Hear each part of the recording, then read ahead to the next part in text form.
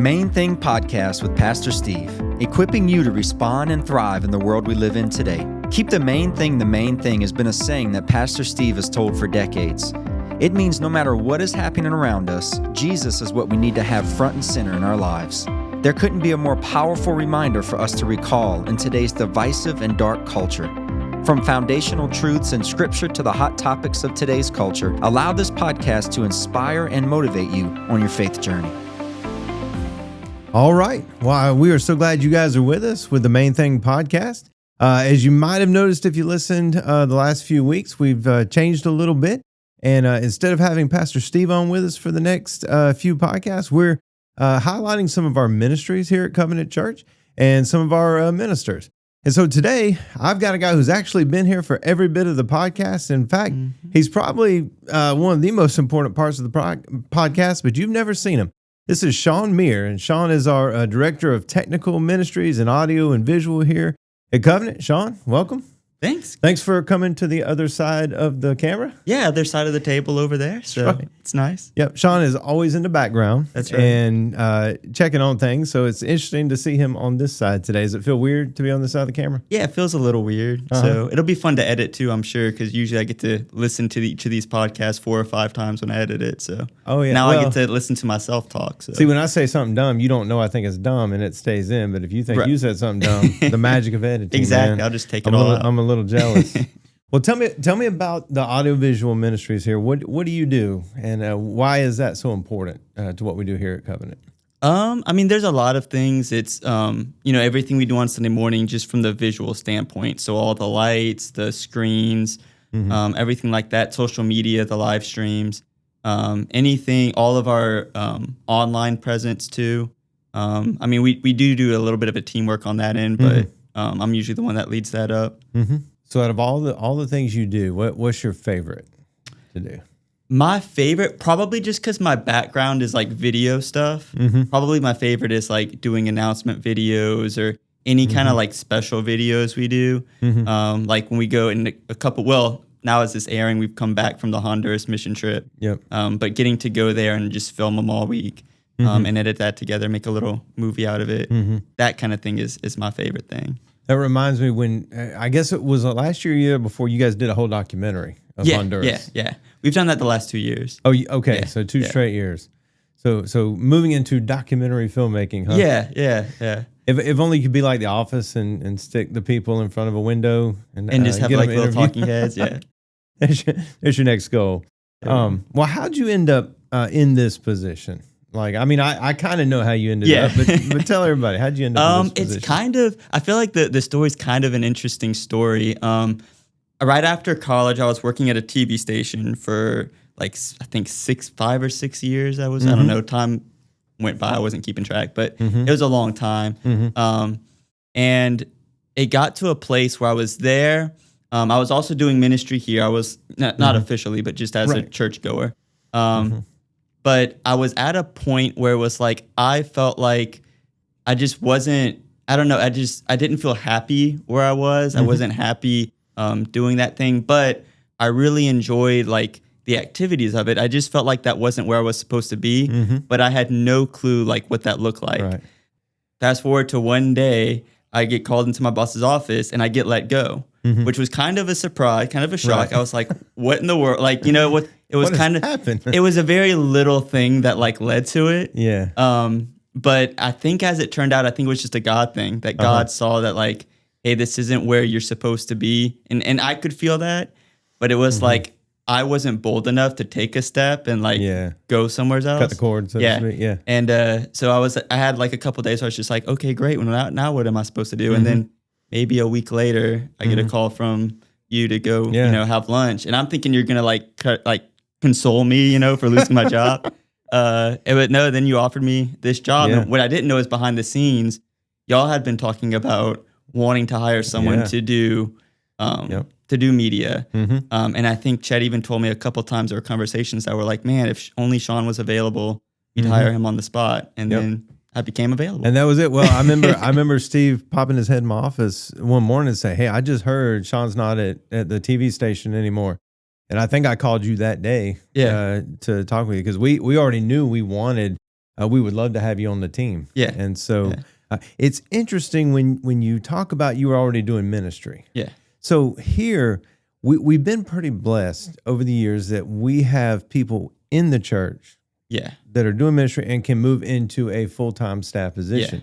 Yeah, and one of the things I've learned from Pastor Steve over the years is you don't have to, or you don't need to find somebody and then try to lead them to doing ministry. You should be able to see who's already doing it, right? Right. You're already doing it. We knew you had a ministry heart, so it was not a scary thing, to offer you a job. In fact, I remember this probably goes against any kind of administrative HR thing, but I don't think we didn't even really have an interview. It was pretty much we talked a while. Yeah, and, pretty much. Hey, we want you to come on board. So, well, it has been. We have been very fortunate to have you here. Thank you. I often think of audiovisual as, and this may sound silly, and you can correct me if I'm wrong, but it's almost like a referee in sports. Nobody notices the referee or the umpire until they do something dumb. Yeah. And nobody notices audiovisual until something on the screen messes up, right? Yeah. And then everybody looks back at the sound booth and, and it's like, oh no. And so I'm so thankful that, our audiovisual enhances ministry. I think I don't think it does not distract from it. Yeah, yeah. That's always my goal too. Especially with it's in small ways. It's not like it's huge, like in your face way. But I always find, especially with the worship side of like trying to find visuals that do enhance. Like what's the song saying? Okay, let me find some visual that kind of shows that in some way, some form that is, gonna kind of further people's understanding of what they're singing. That all of a sudden reminds me one Easter, and I still think about this one because I thought it just worked so well. Whatever song we were doing, there was a break between Jesus going in the grave and then rising up from the grave and whoever, and I'm sure this was something you guys obviously planned beforehand, but as y'all talked about, as they sang rose up, or got in the grave, the lights go down, and then when it hit that word rose, the lights just pop. Oh man. Yeah. I remember that. That was kind of a goosebump moment, I thought. And I thought I remember thinking at the time, man, that enhanced that song. Not in a showy way, not in just flashing lights to have flashing lights, but it told part of the story there. Yeah, yeah. And man, I think that's so good. Well, back up a little bit. How'd you come to faith in Christ? So I feel like my story is the typical where like when I grew up in the church. I think I started coming to this church. In fact, I think I was in preschool when we started coming. Yeah. And so very young, I like made the decision, went up to the altar and got baptized and all that. And I think at that time I did understand, but I think, when you're that young, it's like I feel like I understood, like I believed in God and I understood that, but I felt like there was a different time where like I understood what it fully meant to like give my life to Christ. And I think that happened my senior year of high school, which was just a time for me where like I had a lot of free time. Because around here, you get the early dismissal seniors, and you get that it was kind of a time where like I was looking forward to like college, the rest of your life, and so a lot of like thinking about my life, right? Yeah, and kind of like that kind of thing, and so just had a lot of like quiet moments to like reflect on, kind of challenge my faith almost, kind of do I believe this, and through all that throughout the year. Really came to a decision that like I do really believe all this and I want to give my life to this and I think that's such a typical story for people like me and you that did grow up in church. I know a lot of times in church we focus so much on that moment of salvation, but I think it's also a process. When Paul said work out your faith in fear and trembling. I think when you grew up in the church it's I don't know the best way to say this. I think you're so used to it, you know the process. Yeah. But you have to own it. Right. I think so many of us, and I think that's a healthy place to be when you're asking yourself that question, do I really believe what I say I believe? Yeah. Yeah. And then when you take the time on your own to explore that, then it really becomes real in your life. That's definitely. Cool. Well, tell me about college. How was your college years? College years were great actually. it kind of leading from that, really got into college ministry. It was a perfect thing where my senior year, that was back when we did Sunday school. And so my senior Sunday school leader happened to have just come from the same college I was going to and was really involved in campus ministry. Yeah. So I just immediately got plugged in with them, started doing college ministry. So that kind of led to like me getting a heart for ministry. At the same time, college was really where I started getting into media stuff. Because I feel like that's something a lot of people always think of me like, because I do tech now. Right, yeah. Growing up, I was not the tech guy. I wasn't big into computers. You weren't the precocious 14-year-old sitting in the sound booth knowing everything? Not really. I think I did. I think I do remember doing like a VBS back in the old church. Yes. But had no clue what I was doing the whole time. I was probably just put there just because I was available. But when I got into college, started doing a lot of that and got really into that. And so I feel like it was a time of like really growing those two aspects of like getting a heart for ministry, but also getting the skills to like do media and video and all that kind of stuff. Now, were you in college when you went to Ethiopia? I was. I seem to remember. Did you do video with that trip? Yeah. So what was that? That was I want to say that was my junior year. That was the first mission trip I ever went on. And it was a month in Ethiopia where we went. It was with a group that they make these short films that are designed to share the gospel with someone. So, like it might talk about someone's purpose or something, and then you can talk to them like, what's your purpose in life? And that can lead to open up a conversation. Okay, so it was for a specific media purpose that you guys went over there. And so we went over there, and what we did was we made short films, and specifically in their language, so that the ministries could use those to do evangelism. Oh man, that's neat. And I think a lot of times we don't realize so many what we would call secular pursuits can be grounded in Scripture and grounded in ministry. You know, absolutely. And I always because one of my big hobbies is of course movies and film. Right. But it's really cool how like when you look at so many like movies and films, the stories and all and the concepts usually somehow derive something from the Bible. Right, yeah. Because it's like God's kind of like instilled this like, you know, inside of us to like want stories. And like we write stories that kind of show basically tell the gospel basically. Man, that makes me think of one of my favorite authors is a professor named Nancy Piercy who's in Houston. But she talks about that all worldviews, all beliefs, they borrow from Scripture. They don't realize it. Yeah. But they are. Yeah. Because as Ecclesiastes in chapter 3 says, God's put eternity in our hearts. Yeah. You know, we don't even realize it. That's amazing. Yeah. That's amazing. Well, what's your favorite way to recharge from ministry? What's your hobbies? You said movies and film, but like what do you like to do with those? I would say that's probably it. Love watching movies, love TV shows or, you know, different series. Yep. That's kind of my way to just sit back and rewind. Okay, because I pictured you going home and editing video for fun, but that's not. No, I like to watch other people and how they've done it. So There you go. Well, how's you know what I want to go back. I want to ask you about this. Okay. When you were a youth, your youth group was legendary for the things you guys did. I've been told we've been legendary, but I'm not so sure. You know, at the time when you were in youth, I was doing middle school, and well, actually, you'd probably been a senior, and I was doing middle school, so I didn't have to deal with everything your group did. Yeah. But I know our high school minister at the time did. But what's some of your favorite memories from the youth back then? Oh man, I think just like the friends we had. You know, we had a good group. We pulled a lot of pranks. You know, we were kind of in that way. But I just remember going on a lot of like concerts and trips and just having a great time with the youth. But yeah, that was a great time.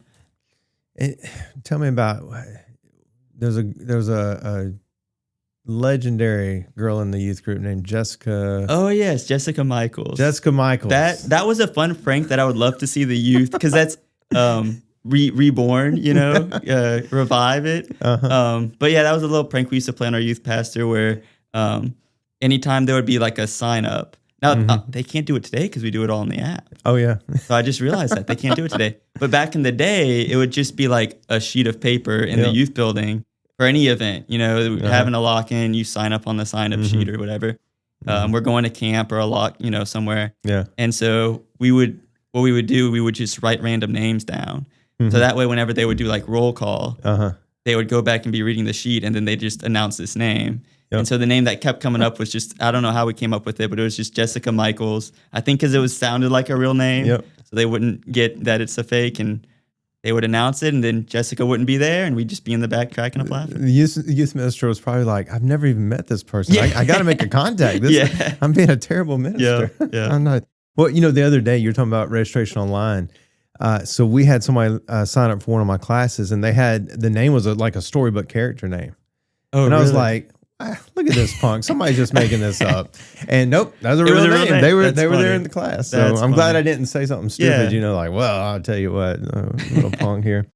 All right, so I'm gonna ask you a series of questions. Okay. You got to answer as quick. Okay. Favorite movie? Ooh, that's a tough one because there's so many.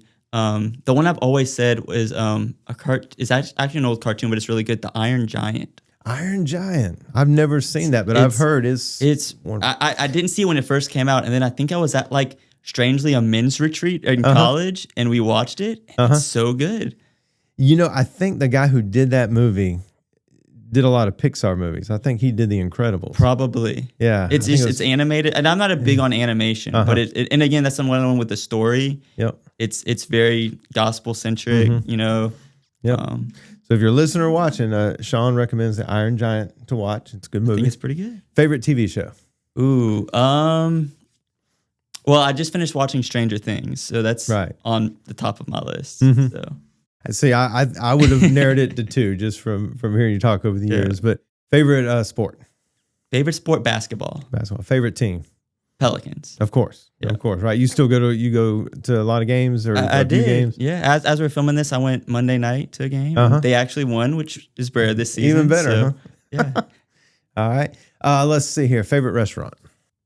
I would say anything Italian. I'm big on Italian. Italian food, really? So like around here, I mean, unless I like break the bank, it's gonna be Olive Garden.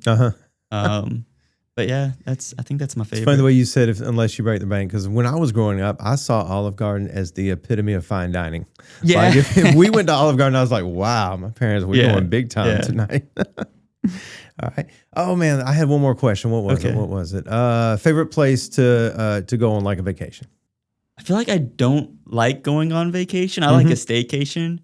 But if I had to go anywhere where like I like historical places, like I'm not a touristy person. Like don't send me to Disney World or anything like that.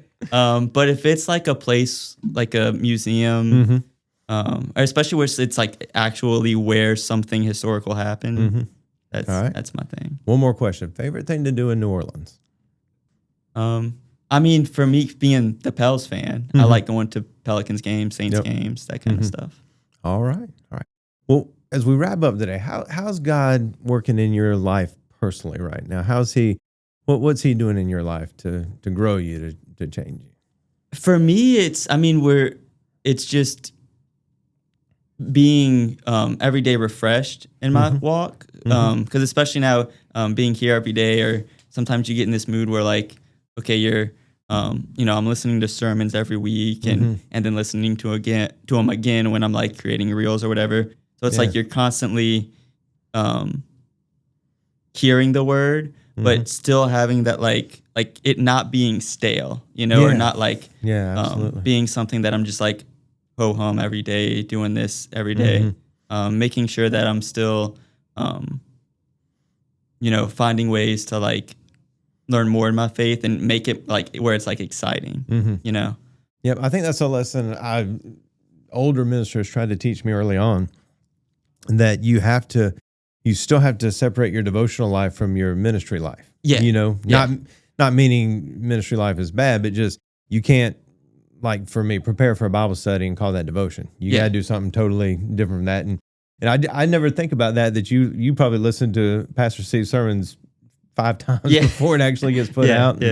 and all those different things. Yeah. Which is great because I do pick up things, when you're editing it or something that I'm like, oh, I missed that on Sunday, or, Yep. But yeah. Cool. All right. Well, man, I can't tell you how much we appreciate you here at Covenant Church, and thank you for coming in front of the camera today. All right. All right. Guys, I don't know. Y'all may have missed something crazy he said that he edited out. I don't know. You'll just have to wonder about that or ask him when you see him at church. Man, so glad you guys joined us for Main Thing Podcast today, and we will see you guys next time. God bless y'all.